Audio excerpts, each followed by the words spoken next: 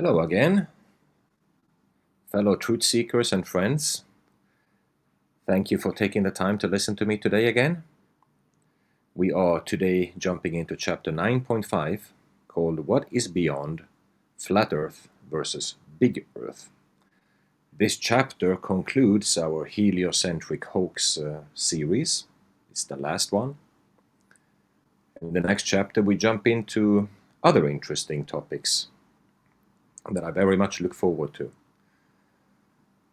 We do the usual housekeeping items here, the Amazon page where you can find the book and all the links to all the documentaries and all the documentation. Please do support me there. Our YouTube channel that is constantly growing, slowly but surely. Please like and subscribe and do share it to your friends and relatives and family, etc. The Rumble channel, doing well, and our Brighteon channel as well.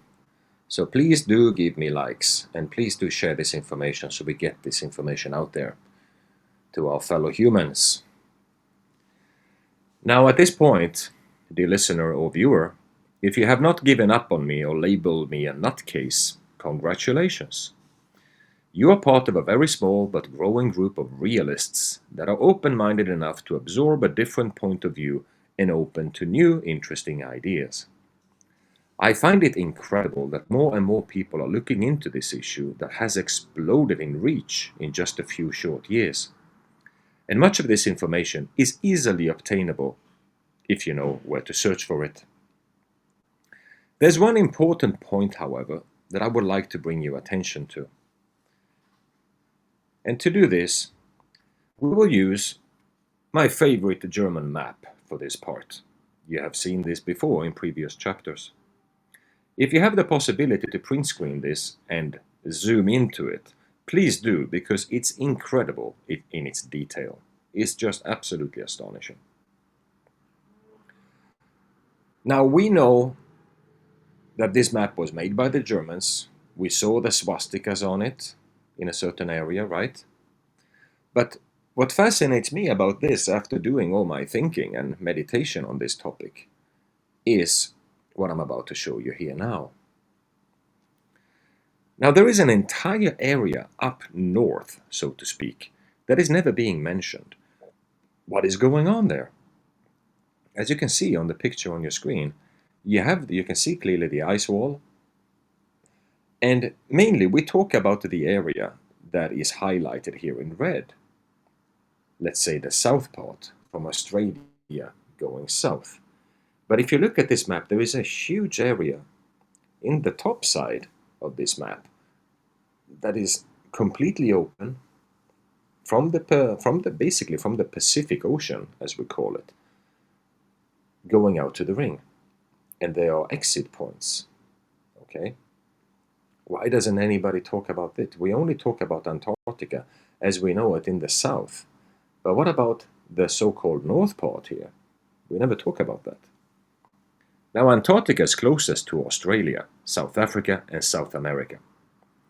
But there's a huge distance on top of this map that is never mentioned. Now I don't have any answers about this, obviously, and neither does any other peasant, non-Freemason outsider, but I thought it would be worth to mention, as it does intrigue me plenty. If we go and look at our moon map that we discussed in our previous chapter, this map is an exact copy. Look at the blue ball on your right side of the screen, and you compare it with this map that I just showed you. They are indeed identical. There's no doubt whatsoever. If you look at all the lands beyond the ring, and we go back to our moon map here, those lands are clearly visible. We can see them.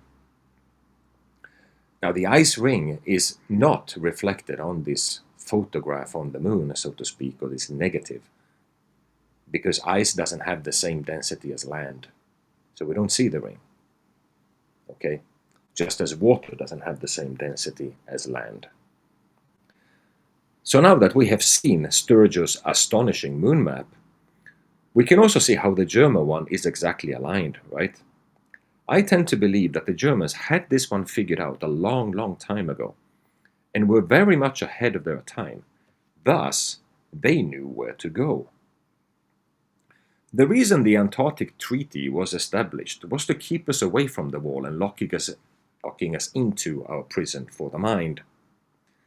Knowing what I know today, and after a few years of absolute tyranny from governments and so-called experts and non-government organizations, my humble view is that these entities have completely abdicated the right to impose anything on anyone. We can now see through their lies, and much of it is used to hide this reality from us.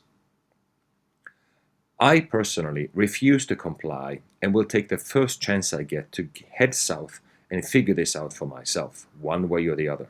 I will trust my eyes above anything that these psychopaths tell me. So said this, let me introduce to you what in my view is the death of the entire flat earth theory and the birth of the large earth. Let us explore what might possibly be located beyond this ice wall. Now, I discovered some time ago a YouTube channel called Nos Confunden, managed by a man from Argentina. Convenient place to be, yeah? His name is Claudio Nocelli. He has taken the world by storm with maps describing the outer lands and telling remarkable stories. Do I know if any of this is true and accurate? Of course not. But I keep an open mind and gather as much information that resonates with me as possible. And then I draw my own conclusions. If it makes sense, I stack it away in my memory bank, and I suggest you to do the same.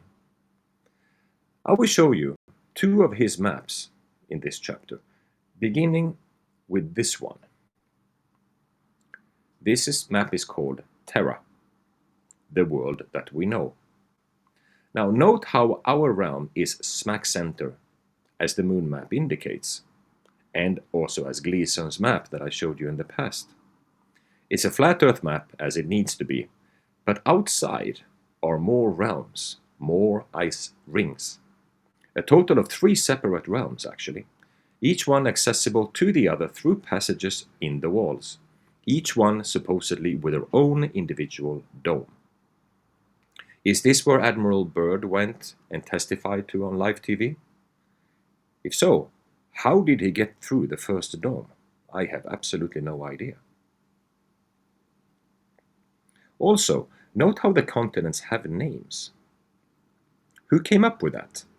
I find it hard to think that these names were just invented for some kind of elaborate scam of sorts. Now note how each individual realm not only has their own dome, but also their own moon and sun, operating very much the same way as ours do. The external ring even has 2 suns and 2 moons. Pay close attention to that. The yellow dots that you see on the screen are suns. The black ones are moons. Okay? And then there's a white one that I can't describe.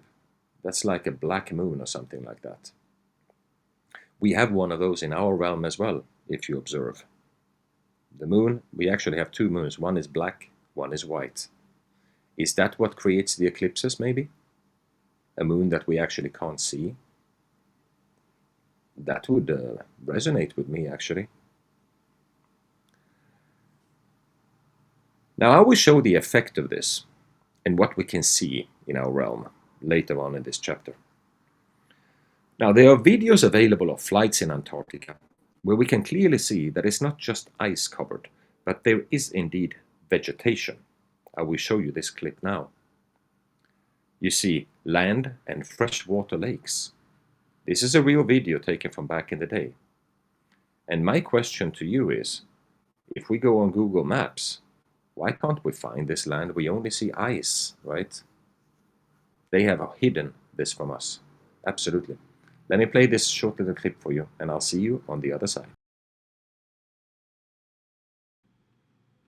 Bunger leans forward in amazement. His eyes have caught a sudden and unbelievable change in scenery. The universal white is turned to chocolate brown, dotted with blue. A cameraman goes into action. 300 square miles of land without snow. Land that might be in New Mexico or Arizona. Pictures alone will prove Bunger has discovered a warm oasis in the shadow of the pole. It is for such supreme moments as this that men brave the hardships of exploration. The astounding, undreamed-of fact is that they are over a chain of warm water lakes, whose shores, except for small patches, are free of ice and snow. Commander Bunger circles the largest lake in sight, 5 miles long. He comes in to make a landing. Water temperatures must be recorded. Samples taken. He finds the water fresh, the temperature 38 degrees Fahrenheit. On the shores are vast deposits of coal and of minerals of the utmost importance to civilization. That's pretty interesting, right? And now here I will show you another video of what appears to be a tunnel. Is this a natural creation? We cannot say, but it's curious nonetheless. Here we go.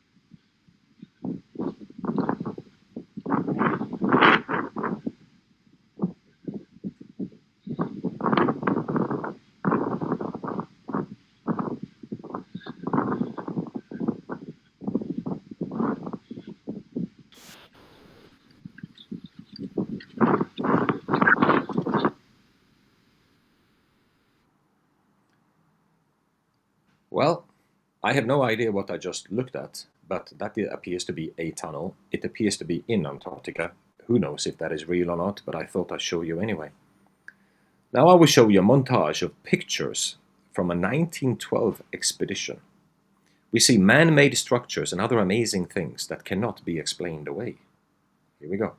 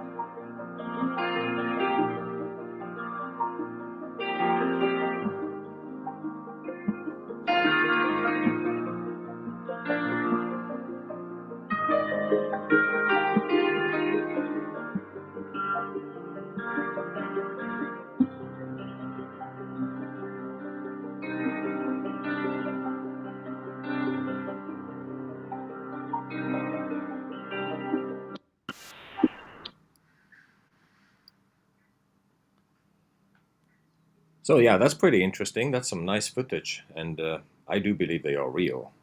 Why would anybody fake this stuff? Now we also have this young man who found some interesting footage that I will show you here. You'll never guess what I just found. This time it wasn't a photo. It's what claims to be actual video footage of Beyond the Ice Wall. And I don't know how more people aren't talking about this. Before I show you the video, I'm going to quickly first show you the rumored Beyond the Ice Wall photo that we have here, which shows an ice city next to green vegetation right next to an ice wall. Here it is. Here's the video. This is the first one that I've seen that claims to be of Beyond the Ice Wall. And of course it is grainy and fuzzy and you really can't tell what's going on over there, but it looks like there's a regular looking city next to snow or ice or something. And then the camera zooms out to the distance and we can see what looks like an ice wall maybe. And here's the rest of the video, which shows at the end of it a palm tree, which really surprised me because it looked like it was in a snowy landscape. I don't know how that's possible. And now here there's statues that I've never seen before, just out here. It looks like Antarctica to me. It could be in Russia or it could be at the North Pole, but I tried to do a background image search on this and it came up with nothing. So if anyone knows where these photos are from, could you let me know? I also wonder maybe if this is at the North Pole because there are rumors that there is actual hidden land up there. If you look back at the maps from 500 years ago, there's a hidden continent over at the North Pole and it's split up by 2 rivers, making it like 4 separate huge islands. So perhaps this is from over there, who knows, but these are very interesting photos. And they just got statues of, I don't even know what culture this would be. It's unlike anything I've ever seen before. There's the palm tree. But yeah, what do you guys think? Let me know.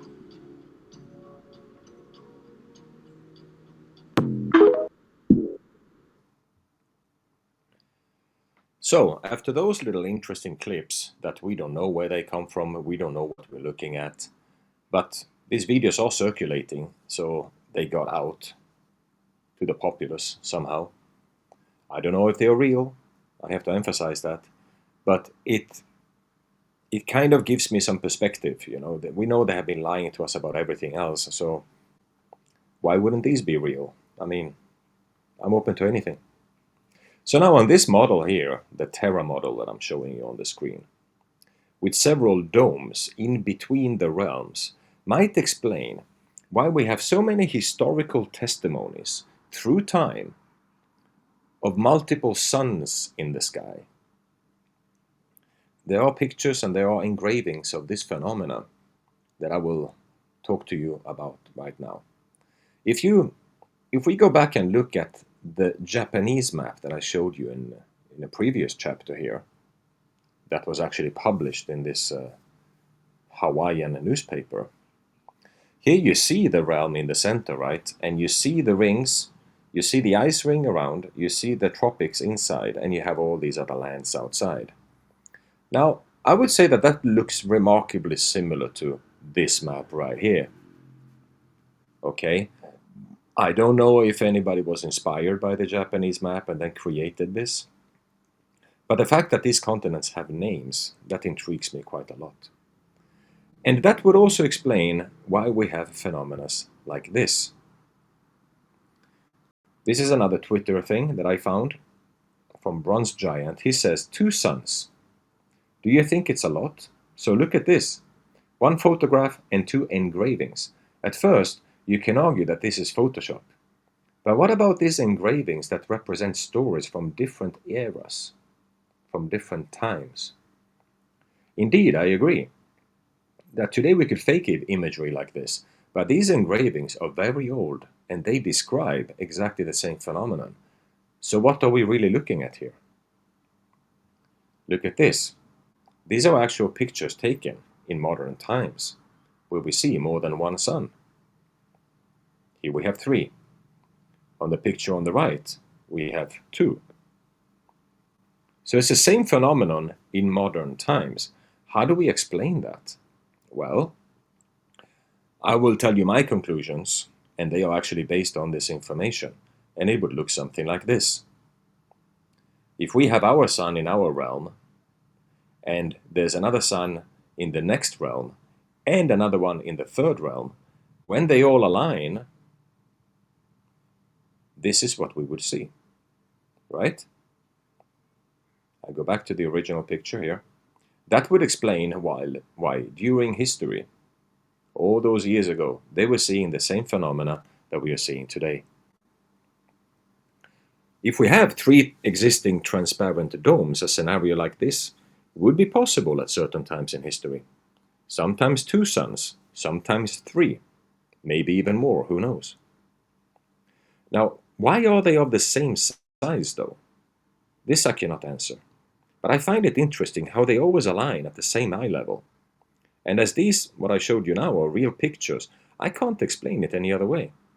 With this model, it actually gives us the only plausible explanation, because obviously this doesn't work on a ball. Now let me show you some more information here in modern times by playing you these videos here back to back. They are very short. Let's go. These cycles have been shown to us in the old world, from the sightings of 2 suns to even 3 suns. This realm operates on a cycle, and it seems that cycle is repeating again. Now no one knows the exact dates of these resets. And you know that I'm certainly not a subscriber to any mainstream religion. I think most of it's all about control. But as you know, if you follow this page, there are plenty of truths to be found hidden in old world text. The Bible is no different. Though it went through many rewritings and many twistings and corruptions at the hand of man, there is still a lot of truth in it. Like that verse from Luke chapter 21 that I copied. I believe we are beginning to see those signs in the sky and the stars. Many are starting to witness this multiple sun phenomenon. I myself have witnessed it in recent years. Before that, I was quite the skeptic of it.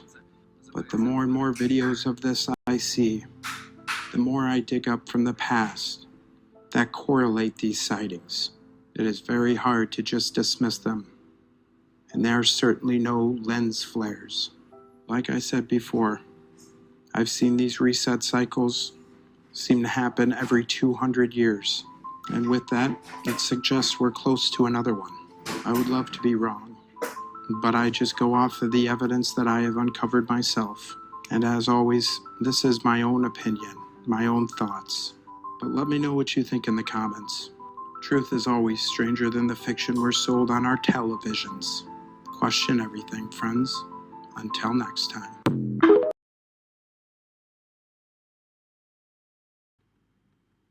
Okay, so here I am out here in September, and as you can see, there's obviously a really very clear planet that is right north of the sun. And wow, I would love to say it was the moon, but since the moon happens to be right here on the opposite side, there's no way it is. And since we all have been taught in school that Mercury and Venus do not show up, oh, just look at that planet just beaming and shining right now. Somebody tell me what it is. Thank you.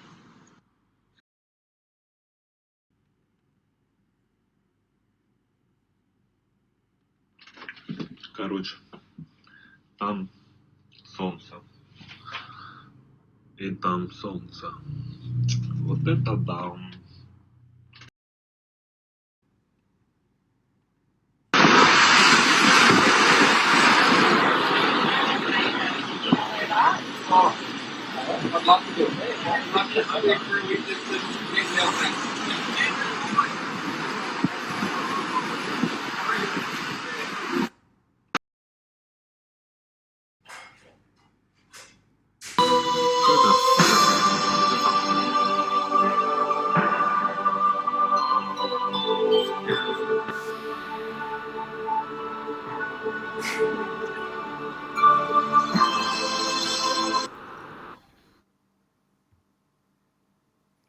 So, those are a few incredible clips that I found during my research and I saved for posterity.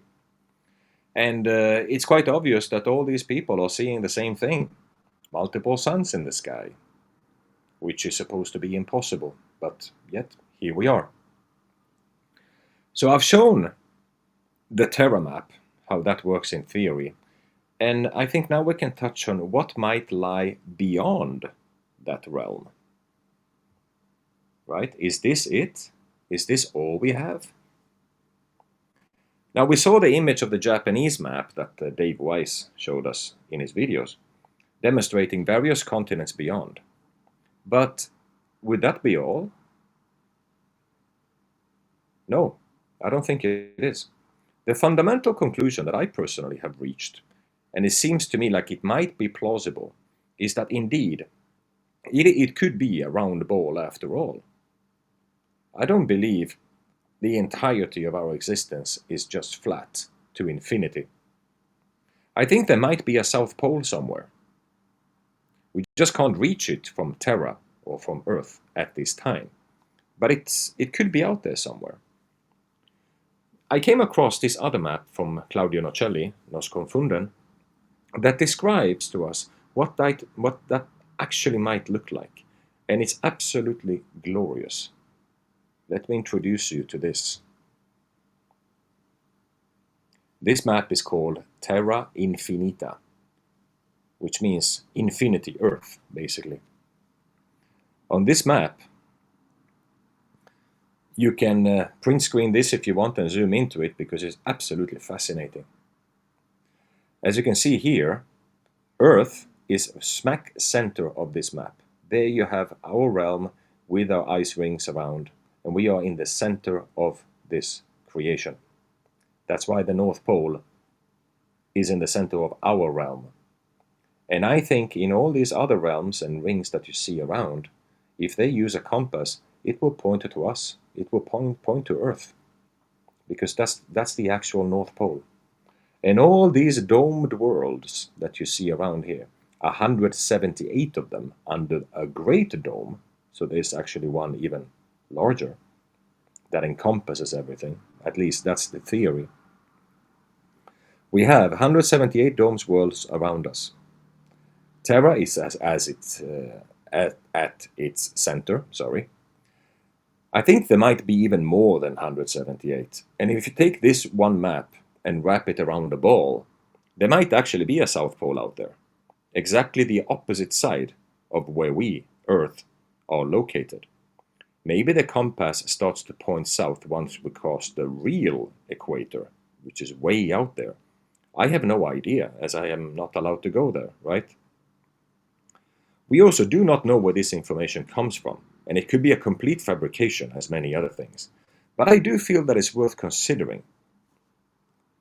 Because if the Terra map with the multiple suns exists, and we have documented that in photographs, etc., then this might be a plausible theory. So what we're watching here is what we have defined as extraterrestrial lands, outer-worldly lands. This could be where the famous aliens comes from, not another planet in space, but from the lands beyond. The space between the dome lands could be what we consider space, not accessible without a particular craft. Maybe because there's no oxygen. Maybe there is water, as the Bible speaks of, right?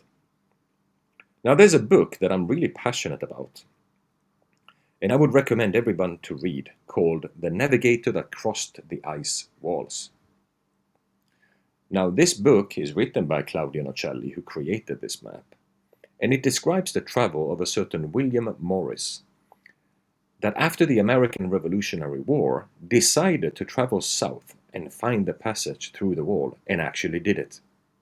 Now I will not spoil it for you, but I need to describe some things that I learned from this book that makes it very real to me. And this is the interesting part. It does describe who the controllers are. They're called the custodians, and they live in the custodian lands, just south of us, as indicated on the map that I will show you here. Here you will see the custodians. Between the custodians and us is Mars. And on the right side of us is Anunnaki lands. You can see Jupiter, you can see Saturn. You can see Nibiru. Everybody talks about Nibiru. Jupiter. Neptune. So they have, these custodials, they have, together with the Anunnaki race, also south of us, dominated many domed lands, and they regard Terra to be the most valuable. When humankind manages to wake up to the prison state and start to rebel, they reset the entire realm. So could that be what happened to Tartaria back in the day? It also states that our civilization has been reset some 6 times already, and it's very possible that another one is on the way. Looking at the world today, it would appear so, yeah. They were the ones that created us genetically in the beginning, together with the Draco reptilians that are living just north of us on the map. And they are master geneticists, to use us as slave labor. So some things has not changed, just the perception of it. Now the ancestral lands just outside of the wall to the south of us is the location where the Tartarians escaped to, which would actually show you on this map here. The ancestral lands would be one of the realms in the second ring.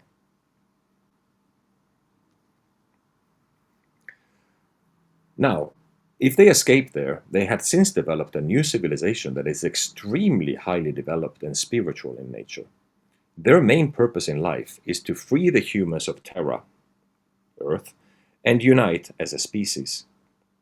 There is supposedly also giants in these realms. And that has helped the Tartarians develop their civilization on Terra prior to the last reset.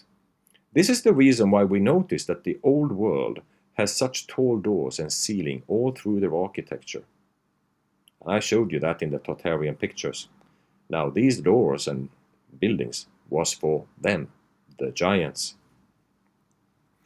Now they have developed a plan and are currently implementing it as you read this or listen to this today. And it appears that they are winning the battle. Now I will touch more on this in a later chapter when we discuss World War IV that we are living in now. Now this is what it's all about. This war came clearly into the surface in 2017. And we all remember and can feel that something really strange is occurring in this world ever since, including COVID and the pandemic and all of that. Well, this is this war manifesting on the surface. So said all that, I hope that I have opened you up to the possibility that things around us are not just like they seem, right? It's been crazy getting to this point, but this was the crux of the entire story. There might be more lands out there that we don't know anything about. Now, I'm not saying in any way that my model presented here is the correct one, not at all. But I feel that it makes more sense than any fake garbage that I have been fed my entire life by the Khazarian mafia, controllers, and lunatics like NASA and our entertainment industry. So I will now show you some of the books on the subject and that I have used as inspiration for this story. And there is a lot of information out there. I do hope you enjoy digging into it. It should make you think. Once you see the amount of information and the amount of people that are open to this idea, it's not so much of a conspiracy theory anymore. Here I will show you, slide by slide, all the books that I know of that discusses this specific subject. If you want to make a print screen so you can go and find the book, please do so. There is a lot of information out there. So I am not the only one talking in these terms. As you can see, there are books after books after books after books. This is a very big topic, and there are many, many people in this world that are actually studying this, talking about this, and writing books about this. So this is not a small topic, ladies and gentlemen. It's a very large one, and it needs to be talked about further, because that is the only thing that will set us free once and for all. So, this concludes our heliocentric hoax series, and we will now step into other craziness. The next chapter will be called 10.1. It's called Discussions about Time and Matter. Here we go into the quantum realm and go a little bit deeper in describing what our reality actually looks like. Something else that I'm very much passionate about. So I hope to crack some skulls and open some minds as we move forward. We have so far many videos to get to this point, but there are many videos still to go. So I thank you very much for your attention today. That's all for me. Max out, and peace to you all.